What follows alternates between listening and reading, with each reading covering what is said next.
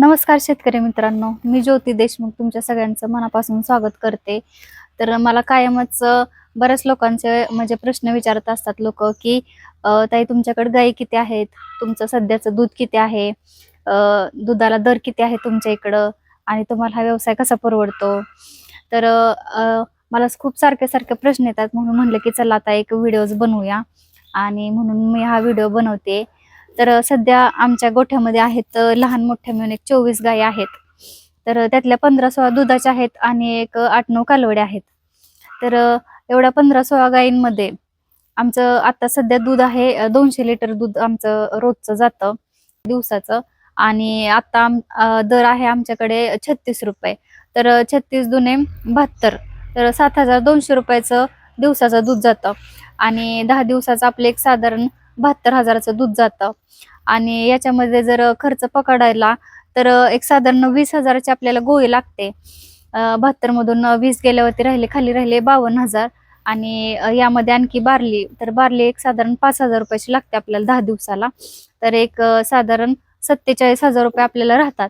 आणि या 47 10 दिवसाला राहतात. आणि यामध्ये जर इतर खर्च आणखी वरचा 7,000 पकडला, की त्यामध्ये ट्रॅक्टरचं डिझेल असेल, कारण चारा तर आपला सगळा घरचा आहे, त्यामुळे चाऱ्याला कुठलाच आपला खर्च होत नाही. तर ट्रॅक्टरचं डिझेल असेल, कुठं काय मेंटेनन्स असेल, किंवा गायींचा दवाखाना असेल, किंवा इतर काही गोष्टींचा जरी 7,000 खर्च पकडला, तर एक साधारण 10 दिवसाला आपल्याला 40,000 रुपये राहतात. आणि महिन्याचं सांगायचं झालं तर एक 4 त्रिक 12 एक साधारण 1,20,000 रुपये आपल्याला महिन्याला 15-16 गायींच्या पाठीमागं राहतात. पण याच्या पाठीमागं आमचं कष्ट पण तेवढंच आहे. एक पहाटे 4-4:30 वाजल्यापासून आम्ही गोठ्यात असतो. 4:30 ते एक साधारण 7 वाजेपर्यंत गोठ्यातलं काम, परत घरातलं आवरायचं, त्यानंतर रानात चारा आणण्यासाठी जायचं, आणि त्यानंतर दुपारी थोडा वेळ आराम मिळतो आम्हाला, 1-2 तास. त्यानंतर परत संध्याकाळी 3 ते 7 वाजेपर्यंत परत गोठ्यात. तर असं एक त्याच्यामध्ये कष्ट भरपूर आहे. फक्त तुमची कष्ट करायची तयारी पाहिजे. तुमचा चारा घरचा पाहिजे.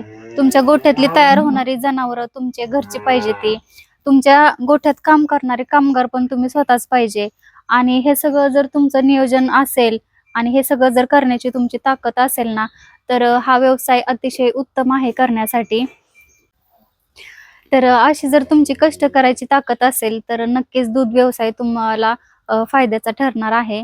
आणि व्हिडिओ तुम्हाला कसा वाटला कमेंट करून नक्की सांगा. आणि आपल्या ज्योती देशमुख या यूट्यूब चॅनलला सबस्क्राईब करायला विसरू नका.